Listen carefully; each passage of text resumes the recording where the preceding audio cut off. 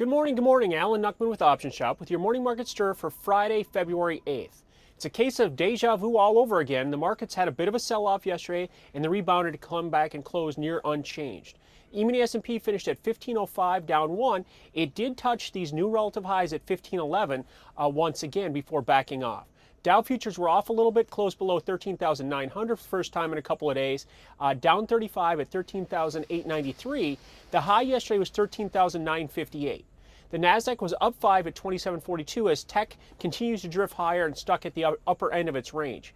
The big story of the day was the euro currency. We saw the verbal intervention with the meetings in Europe, and they talked down the euro. The euro was down 108 at 133.99.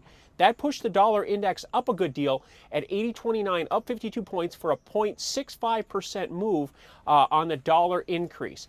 The bond market had a little bounce as well, 143 3/4, up a quarter of a full point on the day. Crude oil added 80 cents at 95.80, and gold back down $6 at 16.72 as it's trading in a tight sideways range, something to keep an eye on. Silver backed off 40 cents at 31.48. So after the quiet action with the exception of the currency talk yesterday, where did the market stand on this Friday morning to end the first full trading week of February? Well, we're kind of quiet right now. Looking at the emini S&P right now, we're up 1 at 1506.5. Dow futures are unchanged at 13,900.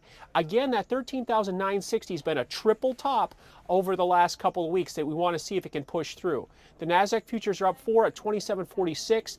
Nasdaq's been trading in this range for a month. We'll look to see if it can push above 2760 to confirm some extension of this move. The dollar index right now is relatively unchanged. It's been trading between 81 and 79 for the months of December and January. So we're in the middle of the range right now at the 80 level, back above 80, which is something to keep an eye on.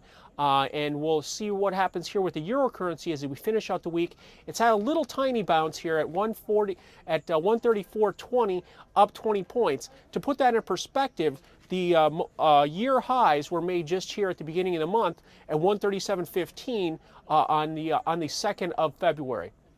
Looking at bond market right now is unchanged. The yield's still around the 3.15% on the 30-year. We're sitting around 143 3/4.